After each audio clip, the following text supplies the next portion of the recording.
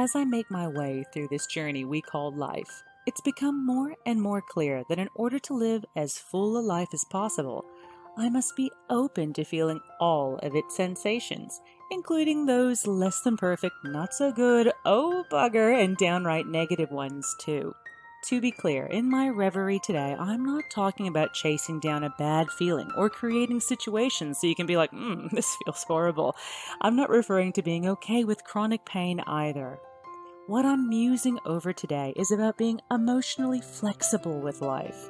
So when a bad feeling comes, and it's inevitable, it will come, one can see it for what it is, feel it, and then let it go. Little do we realize that as a result of the massive collection of experiences we've accumulated in life, we become inflexible on how to deal with things. We don't give allowance for differences or mistakes, and we're quick to judge.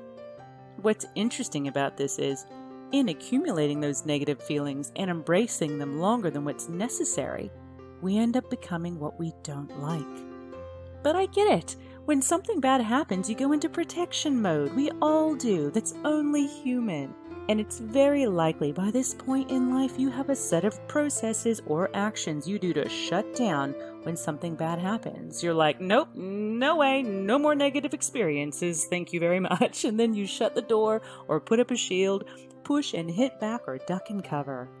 But through your life, this response has become so rigid, so purpose-built, that it became hardwired into your brain.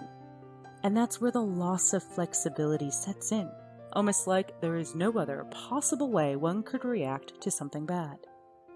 Now, we can't control the things that happen outside or around us, but we can control how we respond to those things. Now, your brain is an amazing tool, so whether it's been hardwired to react a certain way for 10, 20, 30, or even more years, even science says it can be rewired to help you live a more full life. No, I'm not talking of one devoid of the negative, but one that accepts and reacts to it in a way that validates what has happened without being any less of the good person you are. So instead of recoiling at the negative, responding with anger, judgment, or something else, how about rewiring your brain and pick a response that's peaceful, understanding, or at the very least kind? Every time you pick something new, something different, you are leading your brain on a new path of discovery and creating new neurological connections. Now, this isn't fantasy, this is fact. When you do something new, you are teaching your brain, hey, this is where I want to go. You're stretching its abilities, you're showing it the response you prefer.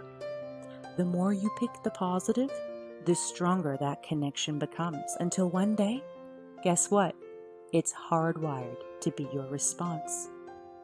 To be loving, kind, understanding, and accepting in the face of negativity is the very thing which dissipates it.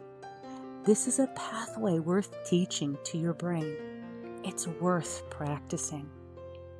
Anything you want to learn starts with a first step. So make today the day you promise to become more emotionally flexible, to live your life more fully, and no longer be a captive to negative experiences.